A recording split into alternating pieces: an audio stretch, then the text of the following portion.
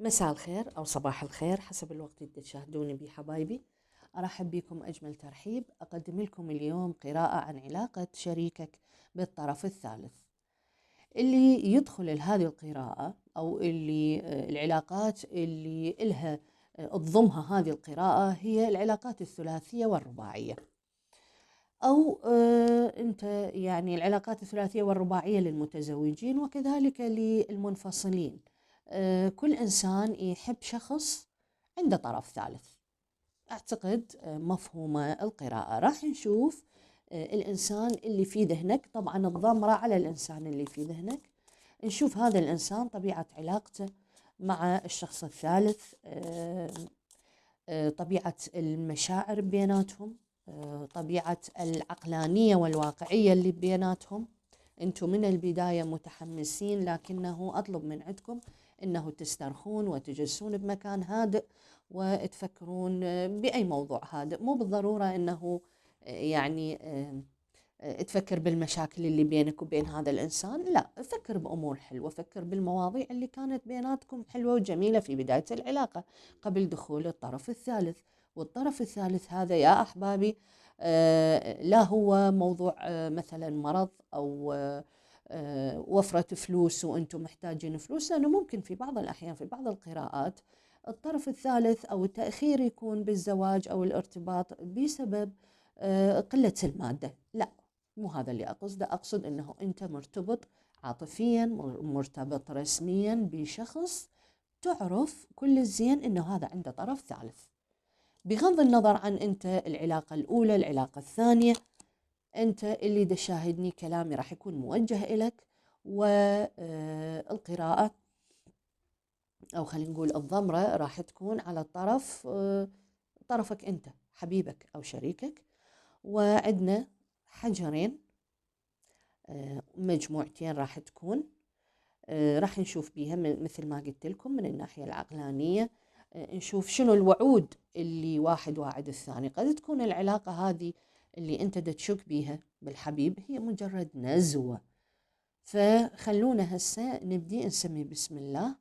طبعا نتعوذ من الشيطان الرجيم ونسمي بسم الله ونبدي بالقراءة. راح تكون القراءة رقم 1 لحجر الأميثست، الحجر البنفسجي الموف. ما أعرف شلون هو دا يظهر عندك بالكاميرا، لكن اضمر عليه. وعندنا الحجر الثاني اللي هو الحجر الأخضر.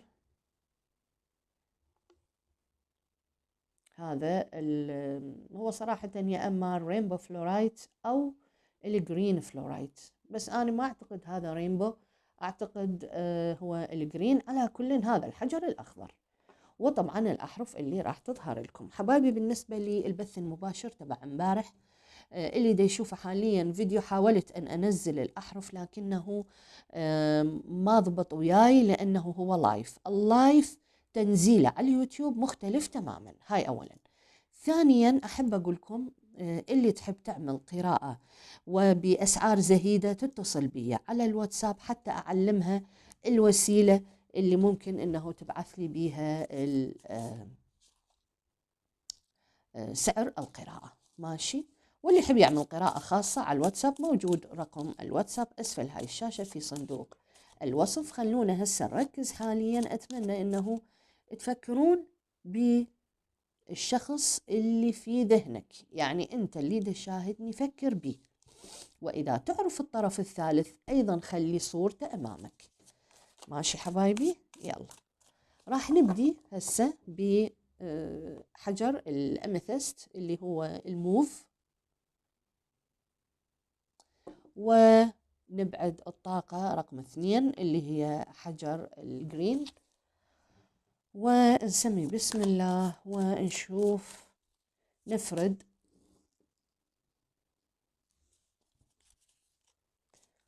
نفرد حبيبك أو شريكك مع الطرف الثاني ونشوف وضعيتهم من ناحية المشاعر، من ناحية الوعود.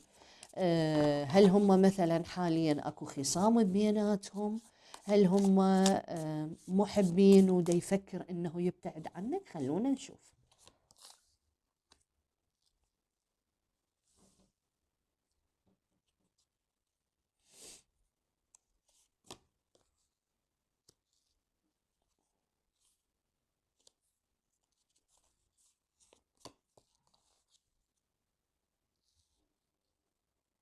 هذا الحجر راح أضعه هنا. ماشي.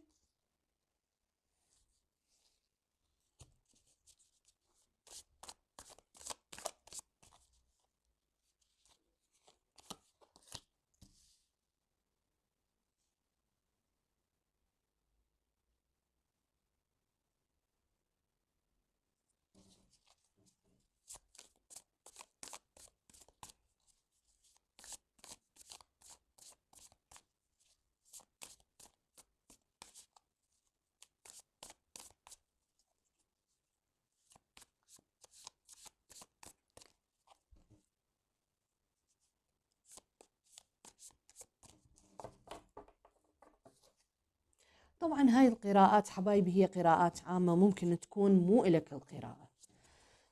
طيب أنا دا أشوف حاليا التين اوف بنتكل، أنا دا أشوف زواج. هذه هنا لحبيبك، والطرف الآخر راح نضع طاقاته أسفل الشاشة، أو عندك يمكن أنت أعلى الشاشة. إيه يعني هذه مشاعر وتفكير حبيبك بالطرف الآخر أو الثالث.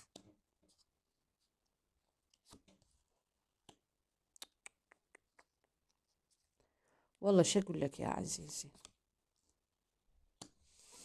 هذا حبيبك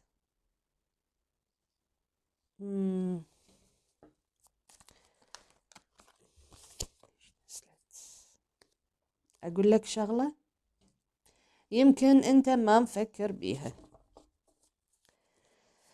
طبعا هاي القراءة إذا ما طابقت وياك أضمر على حرف أو ارجع أضمر على حجر آخر. ما أشوف أني هاي القراءة معكوسة. طبعا بداية أقولكم ما إلى علاقة إنه هذه كلها مو معكوسة. هذه المشاعر، مشاعر الشخص اللي في ذهنك اللي أنت وياه، وهذه هي مشاعر الشخص الآخر. اللهم صل على محمد وعلى جميع الأنبياء والأولياء الصالحين. والله شو أقول لك، أولا هذا الإنسان من ناحية المشاعر ومن ناحية العقل، هذا الشخص مصمم إنه يرتبط بطرفك الثالث، مصمم إنه يرتبط به. إحنا إيش نريد؟ باوع رأسا ظهرت العلاقة الثلاثية لثلاث سيوف، أيضا نخليها للمساعدة. هذا الشخص اللي في ذهنك طاقته هو عنده أموال، هو عنده فلوس يريد يقدمها للطرف الثالث. هذا حبيبك ويا الطرف الثالث، يا أما هو فعلا مرتبط ومتزوج وأنت السنجل اللي دا تشاهد القراءة، أو أنت ما تدري بيه لكن هو مرتبط ومتزوج. لكن أنا أقولكم هذه الطاقات، أكو بعض الطاقات ممكن أنه تتطابق وياك بنسبة 30 أو 40، يعني مو بالضرورة أنه توصل مثل القراءات الخاصة. بالقراءات الخاصة تصل مرحلة التطابق، يعني بفضل رب العالمين تصل إلى 90%. فأنت إذا تشك أنه حبيبك هذا، طبعا أنت واثق عنده علاقة ثلاثية لكنه ما تدري ارتبط بيه ولا لا، فأقول لك أنه ممكن أنه ما تكون هذه الطاقة لك، ممكن لغيرك. بالنسبة للشخص اللي يحبه، مشاعر الإنسان اللي شوف الإنسان اللي الثالث، خلينا نقول الطرف الثالث يا عزيزي نواياه أنه يبتعد عن حبيبك. النوايا تبع الطرف الثالث أنه يبتعد عن حبيبك، لكن حبيبك غير قادر في نواياه أنه يبتعد عن هذا الإنسان. ليش؟ لأنه يشوف أنه الطرف الثالث هو الوحيد اللي يفهمه. تشوف حبيبك أيضا عندنا Eight of Pentacles وعندنا Eight of Cups. هذا حبيبك من النهاية أقول لك لا يستطيع أن يترك الطرف الثالث، لأنه يعتقد الطرف الثالث هو الوحيد اللي فاهمه، اللي ينطيه حقه مثلا، أو ينطيه هيبته، أو ينطيه مركزه، أو يمنحه الشعور بالقوة. فهي ظهرت لنا. أنتوا يعني ما أعرف تعرفون ولا لا، البعض اللي جديد اللي داخل علي بالقراءة، القراءات أحبابي هي اللي تقودنا. يعني أنا وضعت مثلا من ناحية المشاعر ومن ناحية النوايا. ممكن لو تكون طاقة النوايا بارزة أكثر وطاقاتها أكبر، ممكن أبديلك من هاي الجهة. يعني هي شنو؟ هي عبارة عن قصة، وأنت تعرف مكانتك بهذه القصة. تشوف كل الطاقات تظهر لي إنه أنتوا علاقة ثلاثية، وحبيبك يريد يسافر. أنتوا أكو بين حبيبك وبين الطرف الآخر أكو مسافات، وهذه المسافات جغرافية وليست مسافات نفسية. حبيبك دا يسوي مديتيشن مع الطرف الثالث، دا يعمل قوانين جذب، الله أعلم، أكو بيناتهم تعلق، وهو هذا التعلق اللي ما دا يخليهم يرتبطون رسميا. راح تقولي ليش؟ التعلق حبايبي هي طاقة سلبية، فحبيبك هذا واصل مرحلة التعلق بالإنسان اللي يحبه، اللي هو طرفك الثالث، واصل مرحلة إنه وصل مرحلة التعلق. فهذا التعلق ما دا يخلي العلاقة تكتمل أو يصير زواج، أو فاهم علي؟ ما أعرف ليش أحس إنه لو أنزل شوية من حتى تشوف الطاقات أكثر. أنا راح أرفعها لكم. مقابل إنه حبيبك علاقة ثلاثية دا يدري بيها ويريد يكمل ويا هذا الإنسان وما يريد يبتعد عنه للعلم، فهو مجروحة مشاعره لأن ما يريد يأذيك. إحنا نحكي ونتكلم بالإلنا والعلينا. الشخص اللي أنت ناوي عليه يا عزيزي ما يريد يؤذيك، لكنه مو بيده. أما الطرف الآخر اللي أنت دا تسأل عليه، فهو شخصية مثقفة واعية، تملك استقلال مادي، سواء مرأة أو رجل، سواء أنثى أو ذكر، تملك استقلال مادي، لديها روحانيات. أنت ما موجودة عندك هاي الروحانيات يا عزيزي.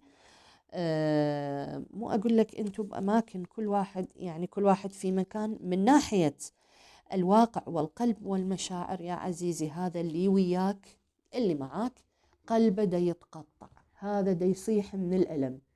إذا أنت تشاهديني امرأة متزوجة وهذا زوجك أنت، فصدقيني هذا الشخص اللي معاكي إنسان محترم، وخلي نقول ما يريد يلعب بذيله، لا، لكنه الحب والمشاعر والتعلق بالطرف الثالث. طيب خلي نشوف هو ليش متعلق لهالدرجة. راح أشوف إلك أنت تشاهدني، أريد أشوف ليش حبيبك متعلق لهالدرجة بالطرف الثالث. صح؟ طبعا أنتوا طلبتوها من عندي، فجنت على نفسها براقش. لا تقولوا لي جوليان ضوجتينا، جوليان والله أنتوا ردتوها. أنا ما أحب هاي القراءة، هذا النوع بالضبط، هذا العنوان أنا ما أحبه. على كل أنتوا براحتكم. دا تشوف حبيبك شلون متعلق بي، دا تشوف إنه من ناحية الوعود، أو خلينا نقول هي الوعود والنوايا، هذا ناوي في ذهنه. إذا دا تشاهد دا تعرف يعني هذا الإنسان في ذهنه دا يشوف الطرف الثالث شخص عقلاني ومستوعبه، وهو راح يكون وحيد. إذا ما يعني هذا حبيبك، أنا أقول لك يمكن أنت أمامك ما يتصرف مثل ما هو مثلا جالس الحالة. هذا حبيبك حتى يوصل مرحلة البكاء لأنه يريد الطرف الثالث. عارفين شلون؟ هاي القراءة لعلاقة حبيبك بالطرف الثالث. أنا دا أشوف، خلي نشوف هو ليش متعلق بيه، خلي أشوف أنت أسلوبك وياه. كيف عامل، لأنه إحنا ما يصير نشوف فقط علاقته بالطرف الثالث، أكيد أكو أسباب من يمك ممكن تعدلها، هاي الأسباب ممكن تغيرها. طيب أقول لك هو يريد يسافر له، وأيضا أنت حبيب يعني طرفك الثالث اللي مأذيك يريد يسافر لحبيبك، يريد يلتقي بيه. لا لا لا، سوري، حبيبك أنت يريد يروح له، حبيبك دا يفكر بيه بالزواج ومتألم لأن هو متعلق بيه وما يريد يألمك أنت، لكن هذا يعني شر لابد من عنده. النايت اوف كابس أصلا هذا محمل ودا يروح يرتبط بيه، لكن شنو المشكلة بيناتهم؟ إنه الطرف الثالث الإنسان اللي دا أتكلم لك عليه الشخص محترم ومتعلق بيه، ما يريد يرتبط بعلاقة ثلاثية. يعني أنت إدى شاهدني لو تحب إنسان عنده علاقة ثلاثية فهو يريد يتركك، العفو يريد يعني سوري، أنت إدى شاهدني حبيبك يحب شخص، الشخص الثالث ما يريد يرتبط بعلاقة ثلاثية، فاهم علي؟ لأن حبيبك متألم ما يريد يتركك. طيب ليش متعلق؟ خلينا نشوف ليش متعلق حبيبك بهذا الإنسان بهالشكل. تواصل وحب من زمان.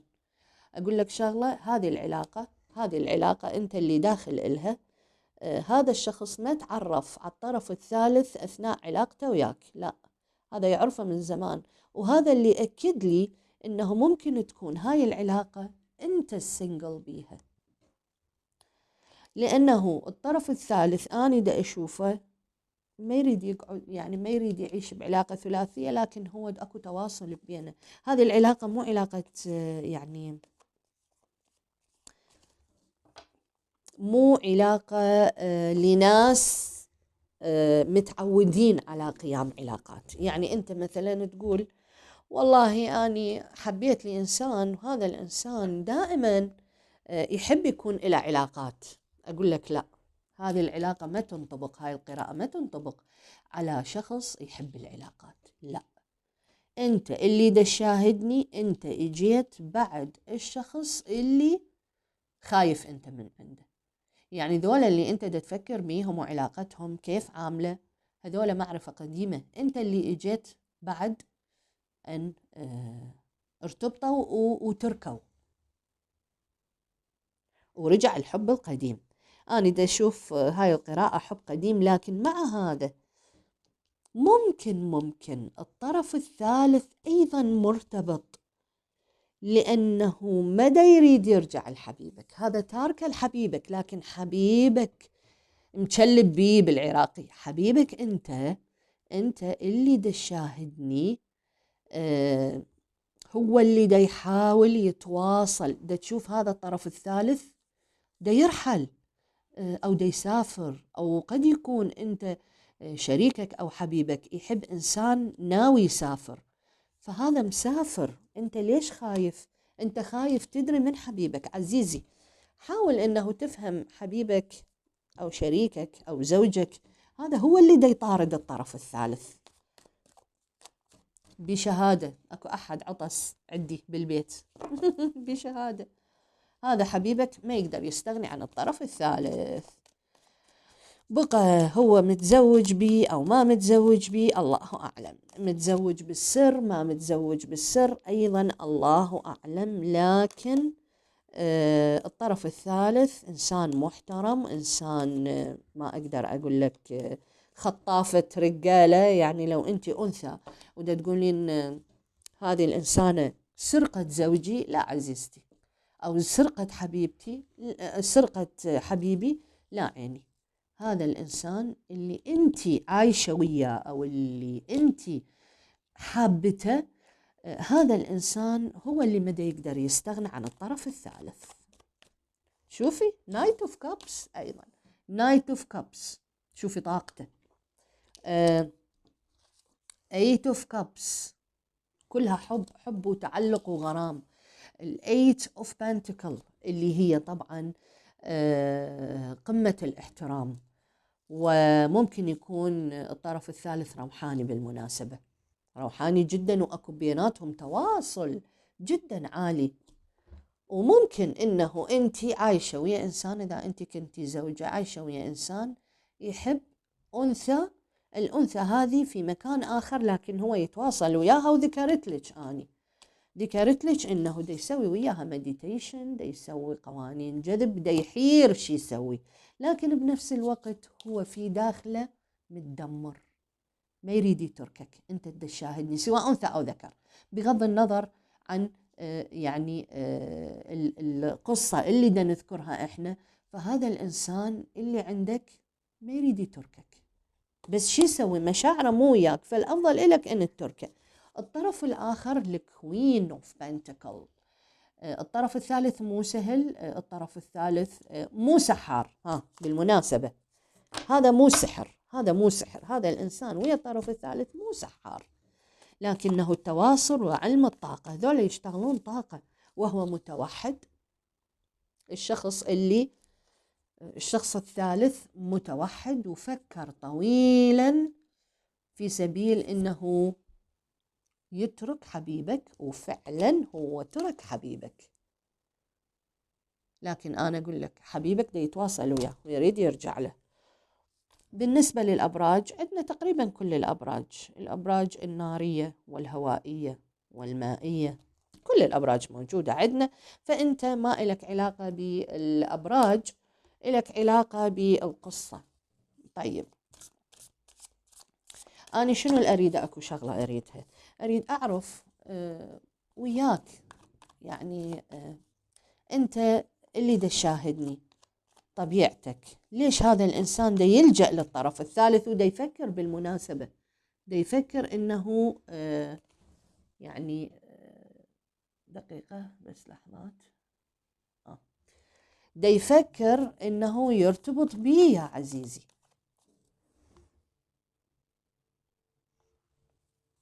دا يفكر زين ليش؟ خلينا نشوف أنت طبيعتك شلونها.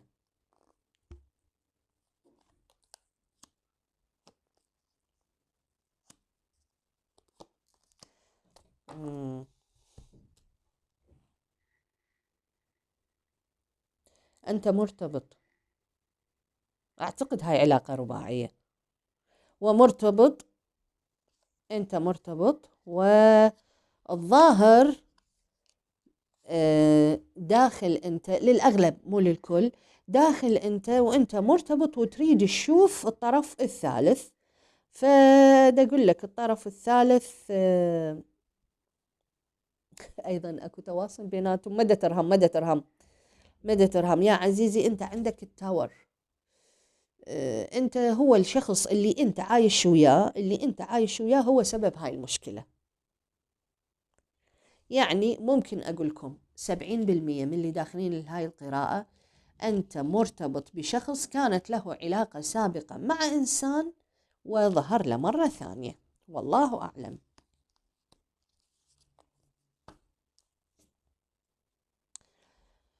وإذا أنت متزوجة هذا الشخص، فأيضا أقول لك يعني إذا أنت سنجل فعادي المواضيع، هذا شخص متزوج واضح جدا. لكن إذا أنت مثلا داخل هاي القراءة وأنت تريد تشوف والله هذا الطرف، هذا حبيبي أو شريكي أو زوجي، ليش يحب إنسان آخر، فدا أقول لك إنه هو أيضا كان يعرف هذا الإنسان من قبل أن يتعرف بيك أنت. أوكي، بدي تشوف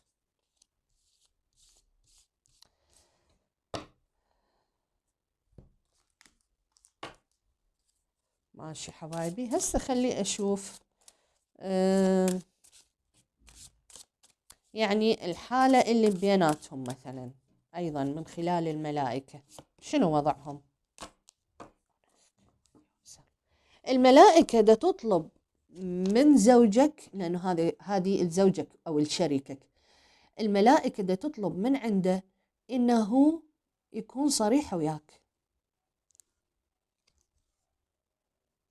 Look into your heart and you will know the truth of the situation. It's safe. Admit the truth of yourself. عزيزي، الملائكة دا تطلب إنه تتصارحون أنتم بهاي المواضيع، يعني تصير صراحة بيناتكم. طيب خلينا نشوف أنت يعني شنو نهاية هذه المواضيع. طبعا بالنسبة للأبراج ذكرت لكم عندنا الأبراج المائية والهوائية والنارية كل الأمور، بس هذا الإنسان نصيحتي لك إذا أنت تقدر تبتعد عنه ابتعد، لأنه ما أشوف هو ما يريد يبتعد عنك. هنالك أكو رابطة معينة بيناتكم أنت وياه، عارف شلون؟ ما يريد يبتعد عنك، لكن بنفس الوقت هو غير قادر على أن يبتعد، يعني ما يريد يبتعد عنك كالتزام. أنا أشوف بيناتكم التزام، ما عنده هذا مشاعر تجاهك، فالأفضل أنه تتركه. طيب الملائكة أيضا تطلب من عندكم أنه يكون مصارحة بيناتكم، سواء أنت تروح تتكلم وياه وتقول له يا أخي إلى متى نبقى بهاي الحالة. يعني ممكن أنت تحبين شخص متزوج فتقولي له إلى متى إحنا نبقى بهاي الحالة، صح لو لا؟ فالأفضل أنا أشوف أنه تصارحون. زين، شو تسوي أنت؟ Today is the best day to start pursuing your dream, not tomorrow, not next week. شوف، هم دليل مصارحة.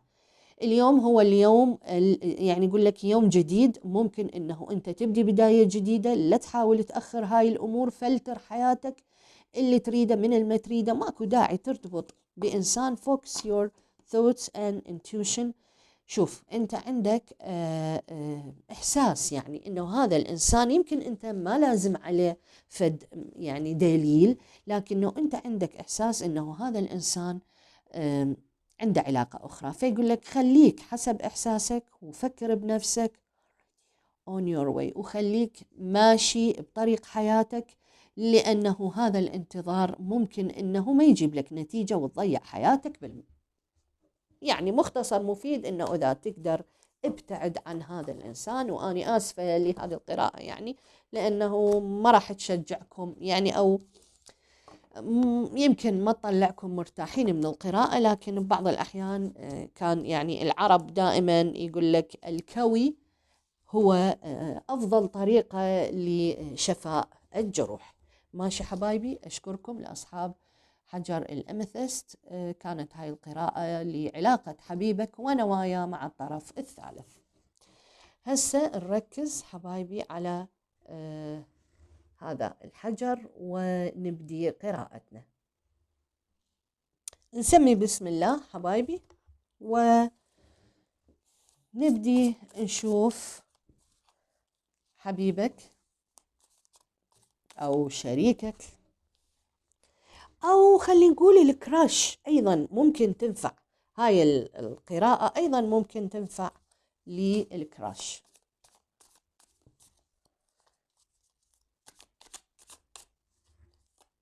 نشوف الكراش هذا هل يبادل الطرف الثالث المشاعر، هل فعلا ناوي انه يرتبط وياه، يرتبط بيه. نشوف من ناحية الواقع اللي هو عايشه، كيف عايش، هل هو عايش معاه، هل هو مرتبط بيه فعلا متزوج وانت السنجل اللي دا تشاهدني. نريد نشوف مشاعره تجاهه، هل هو مجبر مثلا على العيش مع هذا الشخص؟ ممكن يكون مجبور، مرتبط ومجبور. ممكن يكون هو هذا الشخص اللي في ذهنك صاحب نزوات، الله أعلم. هذه القراءات طبعا حبايبي لا تنطبق 90%، ما ممكن تنطبق ولا 80 ولا 70، مجرد 60%، لأنه اللي دا يشاهدوني بالآلاف، صح لو لا؟ فما نقدر إنه نجيب القراءات كلها الرسائل متطابقة. لكن أنت إذا شعرت واحد من هاي الرسائل تنطبق وياك، خلاص تحب تعمل قراءة خاصة، تكتب لي على رقم الواتساب الموجود أسفل هاي الشاشة. وأتمنى من الكل إنه يشيرونا القراءات ويكتبوا لي شو تحبون إنه نقدم. يلا تعوذ من الشيطان الرجيم ونسمي بسم الله ونشوف هذا حبيبك نشوف الطرف الآخر شلون يتعامل معاه. خلي هذه هنا تشوفوها، لا نضع لكم إياها هنا. ماشي، يلا.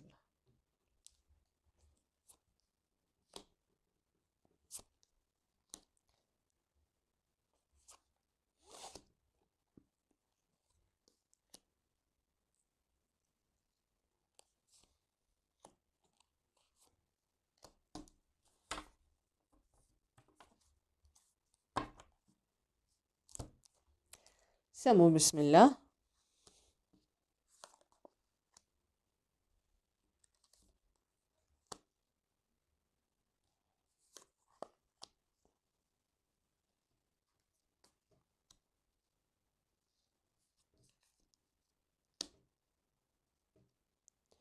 منو من القراءة الأولى إجا للقراءة الثانية؟ أو هنالك من دخل للقراءة الثانية أنا أقول له روح شوف القراءة الأولى، أعتقد إلها علاقة، فعلا إلها علاقة.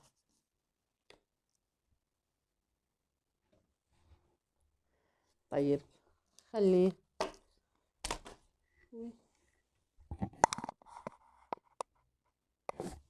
آسفة وقعت كارتات وقعت.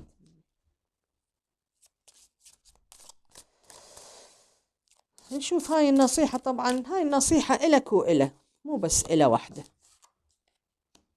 أوكي، وبعدين نشوف شنو ممكن إنه أنت هذه بعد أن نكمل القراءة.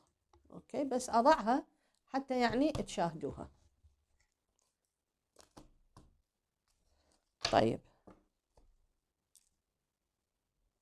بداية أقول لك هذا الإنسان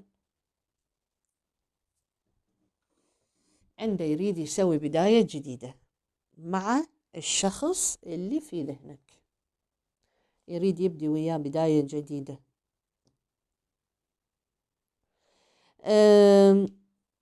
يعني عندنا الديث، عندنا السكس اوف بنتكل، عندنا البيج اوف بنتكل. هذا حبيبك من الناحية العقلانية. من ناحية الوعود ماكو وعود بيناتهم بعدهم. أما النوايا فهذا يعني شو أقول لك، هذا الشخص اللي عندك جدا جدا جدا متألم لأنه ما يقدر يواجه الطرف الثالث. ليش ما يقدر يواجهه؟ الطرف الثالث كانت عنده علاقة بحبيبك لكن تركه. لكن هذول واحد يحلم بالثاني. واقعيا أقول لك حبيبك دا يراقب الطرف الثالث، دا يتبع أخباره، دا يسهر الليل يفكر بيه، ويعتقد إنه الطرف الثالث ما يدري. أقول لك هاي علاقة حب، فقط حب، هذه لا زواج ولا أبد، هاي علاقة حب. حبيبك أنت من ناحية الفكر والمشاعر دا يطارد أيضا. شنو القصة؟ خاف أنتوا نفسكم اللي كنتوا بالقراءة الأولى إجيتوا. على كل دا يراقب أكو اختلافات كبيرة بين حبيبك وبين الطرف الآخر، اختلافات في وجهات النظر، اختلافات ب خلينا نقول الآراء، الأمور الحياتية، لكن هم أكو بيناتهم شيء مشترك. أكو بيناتهم من ناحية العمل. هذول الاثنين أنت دا شاهدني، هذول يا أما كانوا في شغل واحد، كانوا في دائرة واحدة، كانوا طلاب معا، المهم اثنينهم دا تشوف مشتركين، عندهم الأيت اوف بنتكل والسكس اوف بنتكل. أكو بيناتهم ذولا لقاءات، لكن الحب اللي بيناتهم جدا متعب، ولا يمكن، يعني مو ولا يمكن، هو كل شيء بيد رب العالمين، لكنه صعب انه يلتقون، صعب يلتقون، ماكو لقاء واقعي. هذا الطرف الثالث اللي دا تسأل عليه، خلي اتكلم لك شوية عليه. يحب شريكك أو حبيبك، وبيناتهم كان تواصل جدا عالي روحانيا، واثنيناتهم يدرون، اثنيناتهم يعرفون ويدرون، لكن أرجع وأقول لك رجع ابتعد. وأيضا الطرف الثالث شنو القصة؟ الطرف الثالث هو اللي ابتعد. اللي ابتعد مو حبيبك، حبيبك أصلا لا يجرؤ على أن يواجه هذا الطرف. ليش؟ لأنه الطرف الثالث كشفه. شوف، شريكك أو حبيبك أخطأ مع هذا الطرف الثالث، أخطأ معاه بشدة، يعني يحبه ويتكلم وياه ويتركه. أنت ما تدري طبعا، لأنه هو يا أما أصغر منه، حبيبك أصغر من الطرف الثالث، ما ناضج بقد الطرف الثالث، في نواياه، يعني هذا يوميا حبيبك يضرب نفسه ب100 حجارة، ما نقول غير شيء، لأنه نادم على ترك الطرف الثالث له. هذا غلط. شوف، من الآخر أقول لك الطرف الثالث ما يرجع لهذا، أنا شعوري ما يرجع، لأنه الطرف الثالث فقط بينه وبين نفسه يحب شريكك، لكنه ماكو، انتو يمكن علاقة صعبة، ما اكو العلاقة اللي ممكن، ماكو طريق بيناتهم دولة. يعني انت ليش خايف؟ الطرف الثالث انطى فرصة لحبيبك، انطى فرصة انه يرتبطون سابقا، لكن حبيبك ضيع هاي الفرصة. هي هاي المشكلة، حبيبك ضيع هذه الفرصة اللي بيناتهم. فحبيبك يا عزيزي مثل اللي دا يحلم باللقاء. يعني شنو أقصد؟ متهيألي والله أعلم أنه أيضا هذه العلاقة هي علاقة قديمة، لأنه دا يحلم باللقاءات اللي كانت بيناتهم.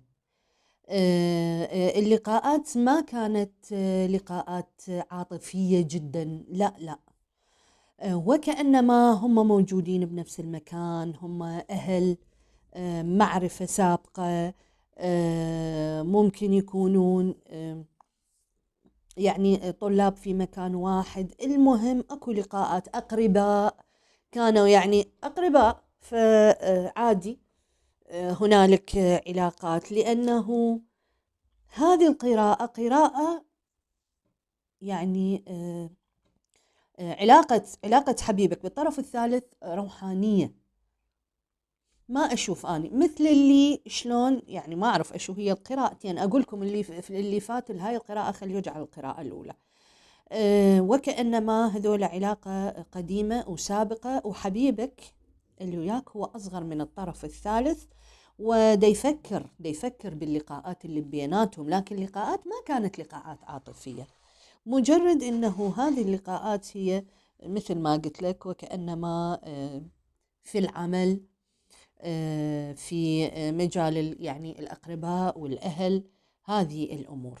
طيب، هذا الشخص اللي أنا دا أقول لك عليه يعني حاليا، اللي هو ما أعرف شريكك أو ما أعرف حبيبك، هذا الإنسان، هذا الشخص عارف كل الزين إنه طرفك أو حبيبك أو ما أعرف أنت شنو علاقتك بيه دا يراقبه، لكن حبيبك حبيبك ما معتقد إنه كاشف الطرف الثالث.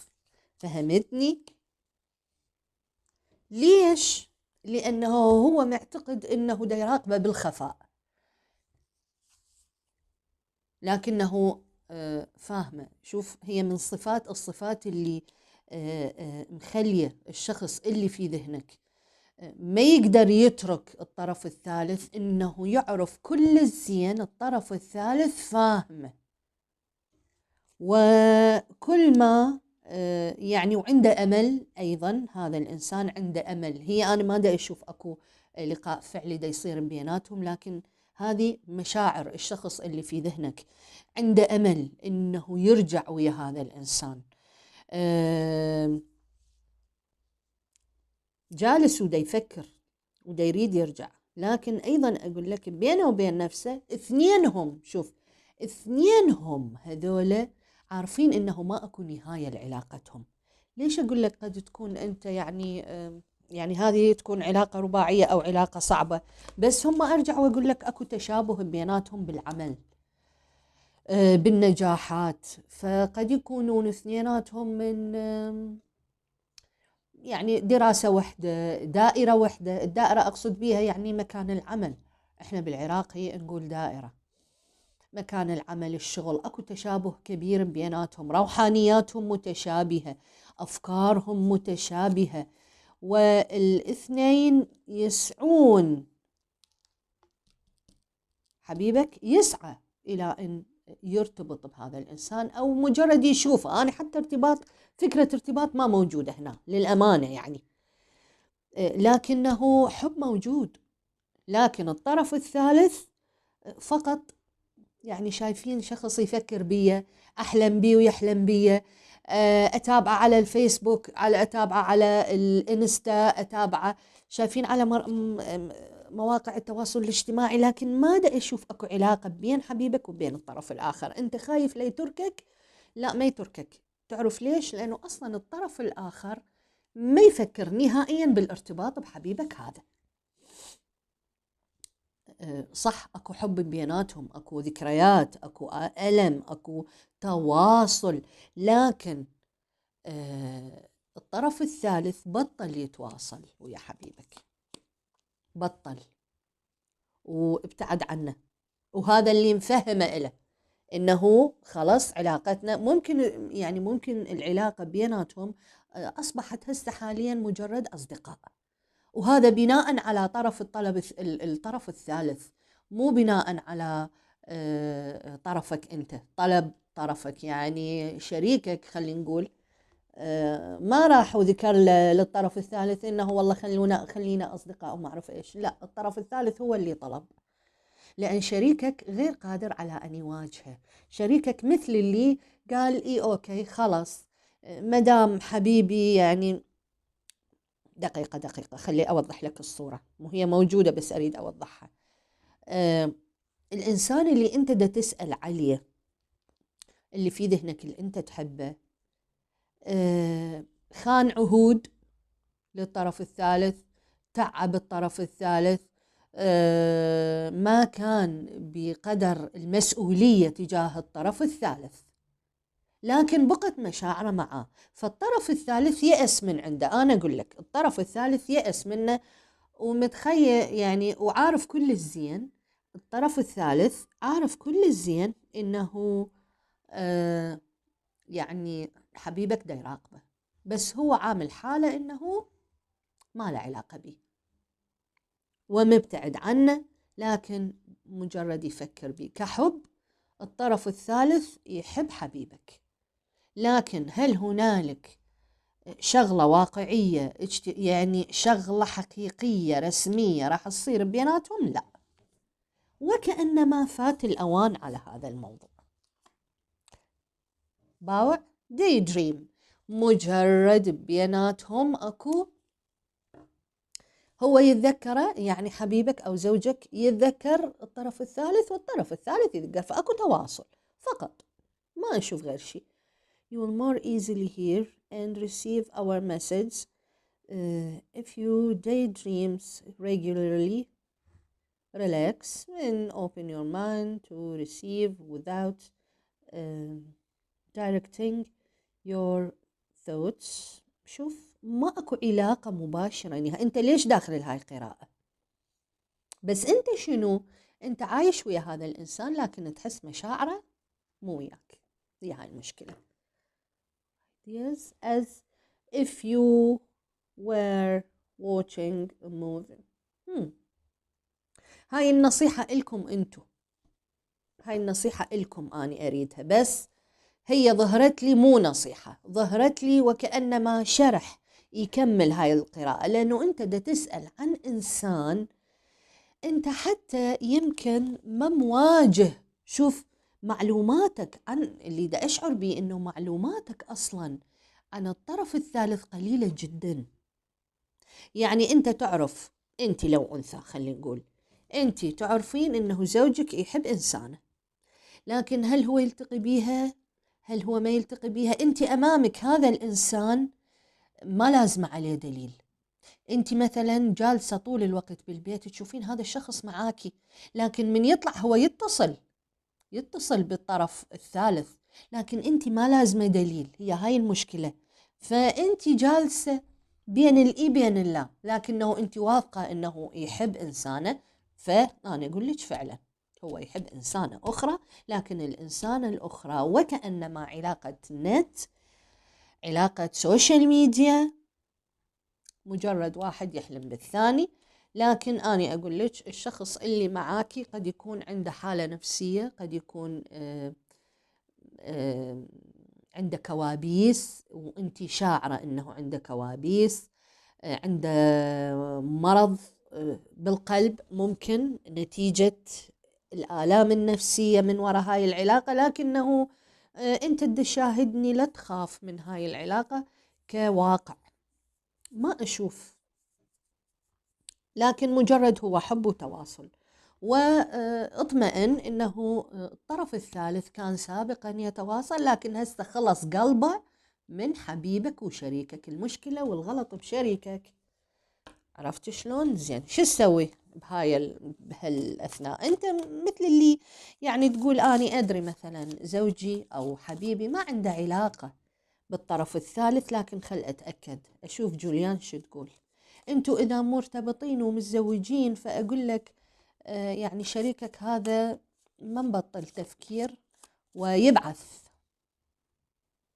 يعني يبعث طاقة، ما يبعث مو رسائل وكذا، لا لا لا، لأن هو دا يعتقد أنه دا يتواصل والطرف الآخر ما شاعر بيه. وأكو مسافات طبعا بيناتهم، ممكن تكون هاي المسافات كل واحد في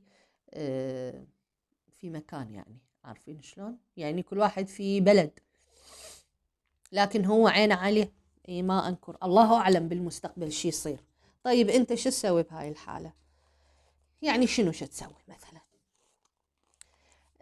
اني لو من عندك، يعني لو اني في هذا الموقف واشعر انه واتاكد انه زوجي او حبيبي عنده طرف ثالث، اقول له باي باي واخلص.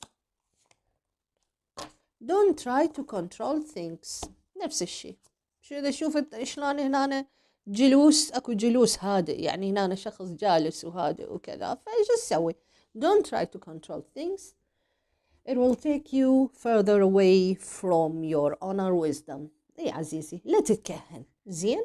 لا تتكهن، لانه راح تبعدك عن الحقيقة، او خلينا نقول عن الأخلاق الحلوة اللي أنت بيها، تبعدك عن الواقع. أنا ما أقول لك هذول يعني ماكو حب بيناتهم، انبلى في حب، لكنه هل هنالك شيء في الواقع؟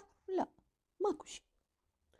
طيب فيقول لك أنت إنسان شخص، يعني أنت عادل، أنت إنسان جيد، لا تحاول أنه تتكهن وتاخذك الأحلام إلى العصبية، إلى الكره، إلى مثلا الانفصال عن هذا الإنسان.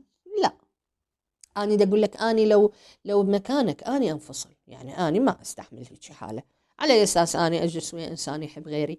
لكن ممكن أكون مثلا لأجل الأولاد، هي ما ظاهر لي أولاد صراحة، لكن كل واحد وفكرة.